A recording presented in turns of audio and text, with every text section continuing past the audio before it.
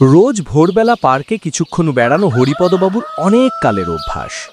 পঞ্চম পার্কটা বেশ বড়, কিন্তু হাঁটা চলার পর একটুখানি যে বসবেন কোথাও তার উপায় নেই।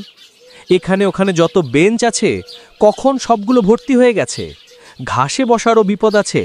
ছেলেপুলেদের যা পায় তারা কে কখন ঘাড়ে এসে পড়ে তার ঠিক নেই। তার চেয়ে বড় বিপদ ওদের ফুটবল, যেন কামানের গোলা।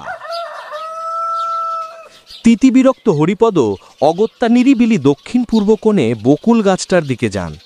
বকুলতলায় এক টুকরো কালো পাথর পড়ে থাকতে দেখেছিলেন, কিন্তু আশ্চর্য, কখনো পাথরটাও দখল হয়ে গেছে।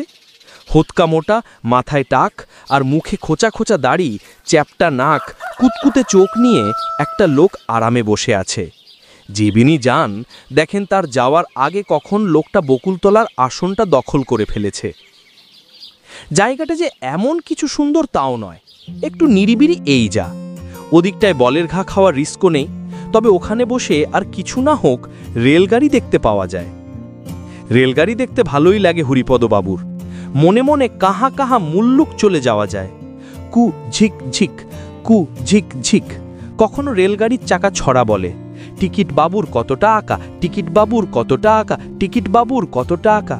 ছেলেবেলার কত কথা মনে পড়ে যায়। শেষে জেদ চড়ে গেল হরিপদবাবুর। আগে ভাগে গিয়ে পার্কের বকুলতলার পাথুরে আসনটা তার দখল করা চাই। সেদিন ভোরের আগে বিছানা থেকে উঠে পড়লেন। ঘড়ির কাঁটায় তখন ঠিক ঠিক 4টে। আবছা আধার লেগে আছে ঘরবাগির গায়ে।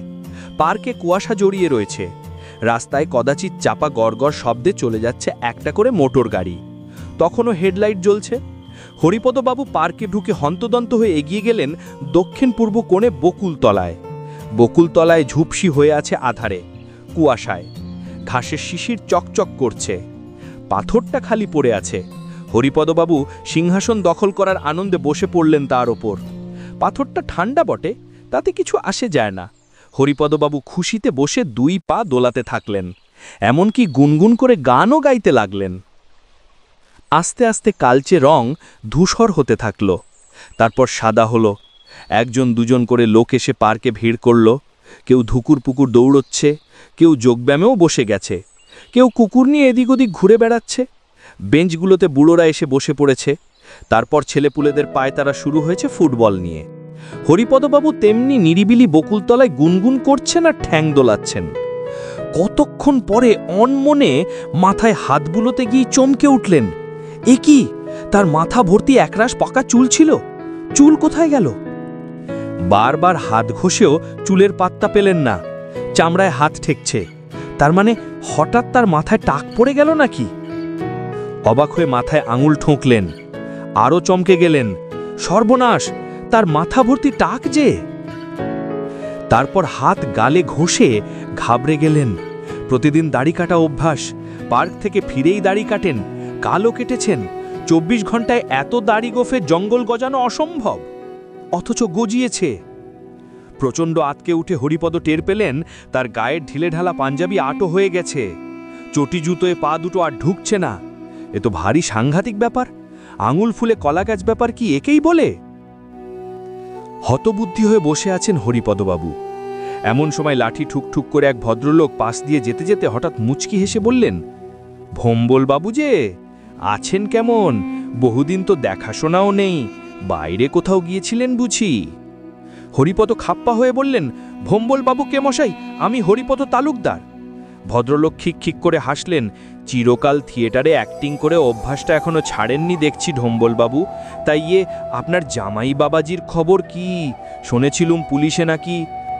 হরিপদ তেড়ে উঠে বললেন, কি যা তা বলছেন মশাই? আমার মেয়েই নেই তো জামাই। ওতে লজ্জার কি আছে ঢম্বলবাবু? ভদ্রলোক বললেন, পুলিশ কাউকে ধরলেই তো সে চোর হয়ে যায় না, আদালত আছে কি করতে? হরিপদবাবু আর বরদাস্ত করতে পারলেন না। তার জামাই নেই, যদি দৈভাত দায়িক থাকত, তাকে চুরির দায়ে পুলিশ ধরত, ভাবতেই মাথায় খুন চড়ে যায়। কথা না বাড়িয়ে তক্ষুনি হন্তদন্ত হয়ে কেটে পড়লেন। ভদ্রলোক অবাক হয়ে দাঁড়িয়ে থাকলেন।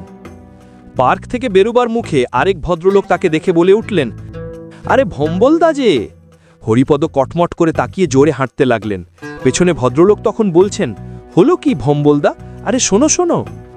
কোন দিকে না তাকিয়ে গলি রাস্তায় পৌঁছলেন। তারপর নিজের বাড়ির দরজায় কলিং বেলের বোতাম টিপলেন। ততক্ষণে আরও টের পেয়েছেন তার গায়ে প্রচণ্ড জোরও এসে গেছে, কিন্তু বুকটা ঠিপ ঠিপ করে কাঁপছে। একটা দারুণ গণ্ডগোল নিশ্চয়ই ঘটে গেছে। দরজা খুলে তার প্রিয় চাকর কাম রাধুনী হরু গম্ভীর মুখে বলল, কাকে চায়? হরিপদবাবু গর্জে উঠলেন, কাকে চাই কিরে বেটা ছেলে, ভাঙ খেয়েছো সাত সকালে? তারপর হরুকে ঠেলে ঘরে ঢুকে গেলেন। হরু হইচই করে উঠল, আচ্ছা ভদ্রলোক তো মশাই আপনি, গায়ের জোরে পরের বাড়ি ঢুকে পড়লেন যে, আরে ও কি, কোথায় যাচ্ছেন? হরিপদ শটান নিজের শোয়ার ঘরে ঢুকে আয়নার সামনে দাঁড়িয়ে প্রচণ্ড আঁতকে উঠে দেখলেন, রোজ পার্কের বকুলতলায় পাথরটার ওপর যে লোকটাকে বসে থাকতে দেখেছেন সেই লোকটাই বটে। হরিপদবাবু তার শরীরটা নিয়ে বাড়ি ফিরেছেন, কিন্তু তার নিজের শরীরটা কোথায় গেল সেটাই সমস্যা। আচ্ছা আচ্ছা, এমন বিচ্ছিরি নাক থাকতে আছে মানুষের? হরু ততক্ষণে পাড়া মাথায় করে চেঁচাচ্ছে, ডাকাত ডাকাত পড়েছে! এমন জোর করে শোয়ার ঘরে ঢোকে যে সে নিশ্চয়ই ডাকাত। হরিপদবাবু আয়নার সামনে হতবুদ্ধি হয়ে দাঁড়িয়ে আছেন, ভেবে কুল কিনারা পাচ্ছেন না। পার্কে বেড়াতে গেলেন হরিপদবাবু হয়ে, ফিরে এলেন কোন হতচ্ছাড়া ভম্বল বাবুটি, যিনি নাকি একসময় থিয়েটারে অ্যাক্টিং করতেন এবং যার জামাই লোকটা চোর না হয়ে যায় না। এ কি সর্বনেশী কাণ্ড রে বাবা! কিন্তু তার চেয়েও সর্বনেশী কাণ্ড যে ঘটতে চলেছে ঠাউর হলো পাড়ার লোকের হট্টগোলে। বাড়ির দরজায় ওরা চেঁচাচ্ছে, কই ডাকাত, কোথায় ডাকাত, ধর বেটাকে, মার মার। কেউ বলছে, যাসনে যাসনে, ভোজালি আছে, পুলিশ ডাক। তার মধ্যে হরু এন্তার চেঁচাচ্ছে, সব লুট হয়ে গেল যে, ওরে বাবা এতক্ষণে সব লুট করে ফেললে রে। সাহসী ছেলেরা লাঠি সোটা নিয়ে বাড়ি ঢুকছে টের পেয়ে হরিপদবাবুর বুদ্ধি খুলে গেল। দড়াম করে দরজায় খিল এঁটে দিলেন। দরজার বাইরে ছেলেগুলো হল্লা করছে, কেউ ধাক্কা দিচ্ছে দরজায়। হরিপদবাবু ভেতর থেকে শাসিয়ে বললেন, সাবধান, আমার কাছে বোমা আছে, উড়িয়ে দেব। ছেলেগুলো ভয় পেয়ে গেল। বয়স্করা বললেন, ওরে সরে আয় সরে আয়, পুলিশে খবর গেছে। পুলিশের কথা শুনে হরিপদবাবুর বুকের ভেতর কাঁপুনি বেড়ে গেল। তখন ঘরের ভেতর থেকে করুণ স্বরে ডাকলেন, হরু, ওরে বাবা হারাধন, আমি তোর মনিব হরিপদ তালুকদার, সত্যি বলছি। হরু বলল, চালাকি হচ্ছে, আমি আমার মনিবকে চিনি নে, ওই রকম চেহারা নাকি ওনার, ওই রকম হেড়ে গলা নাকি, চাচা যেন নিমতলা রাস্ত পিচেস। গন্ডগোল একটু থেমেছে, সবাই পুলিশের প্রতীক্ষায় করছে। হরিপদবাবুর গলা আবার শোনা গেল ভেতর থেকে, সত্যি বলছি আমি হরিপদ তালুকদার, দোহাই তোমাদের, এখন পুলিশ টুলিশ ডেকো না। ও বাবা হারাধন, ওদের বুঝিয়ে বল না একটু, আমি তোর কর্তাবাবু রে। হরু তেড়ে মেড়ে বলল, বলবোটা কি মশাই, হরিপদবাবুর বাড়ি সেই এতটুকুনো বাচ্চা বয়স থেকে কাজ করছি, আমি কর্তাবাবুকে চিনি নে, থামুন, দারোগাবাবুকে আসতে দিন। বলতে বলতে এসে গেলেন দারোগাবাবু, বেল্লায় গোফের ডগায় পাক খাইয়ে বললেন, কই, কোথায় ডাকাত? সবাই এক গলায় বলে উঠল, ওই ঘরের ভেতর স্যার। দারোগাবাবু হাঁক মেনো বললেন, গিরধার সিং, দরওয়াজা তোড়ো, জলদি তোড়ো। শুনেই হরিপদবাবু হামাগুড়ি দিয়ে খাটের তলায় ঢুকতে যাচ্ছেন, তাকে খাটের একটা ধার জোরে লাগলো, উহ করে কোকিয়ে উঠলেন।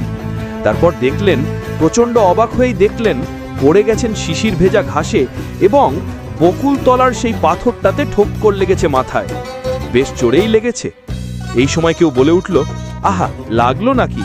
তাকিয়ে দেখে অবাক হরিপদ তালুকদার, সেই টাকওয়ালা লোকটা, মুখে দাড়ি গোফের জঙ্গল, রোজ যে এই পাথরের আসনটা দখল করে বসে থাকে এবং যে কিছুক্ষণ আগে তাকে সর্বনাশের মুখে ফেলে দিয়েছিল। লোকটা হাসতে হাসতে বলল, ওখানে বসলেই কিন্তু ঘুম পায়, বুঝলেন? হরিপদবাবু মনে মনে বললেন, বুঝেছি, তার মানে পাথরটা দখল করার জন্য রাত 4টায় শেষ ঘুম বরবাদ করার শাস্তিটা ভালোই পেয়েছি। উঠে দাঁড়িয়ে বললেন, মশাইয়ের নাম কি ডম্বল বাবু? আগে না, আমার নাম হরিপদ চাকলাদার। শুনেই হরিপদবাবু হনহন করে কেটে পড়লেন, আর কখনোই ভুতুড়ে পার্কে এত ভোরে বেড়াতে আসবেন না। বাড়ির কাছাকাছি হতেই হঠাৎ মনে হলো, নামটা কি হরিপদ চাকলাদার বলল না তালুকদার বলল? চাকলাদার না তালুকদার? তালুকদার হলে ব্যাটার ছেলে আমার মতোই বিপদে পড়তে পারে, এই ভেবে হরিপদ শেষে খিক খিক করে হেসে উঠল।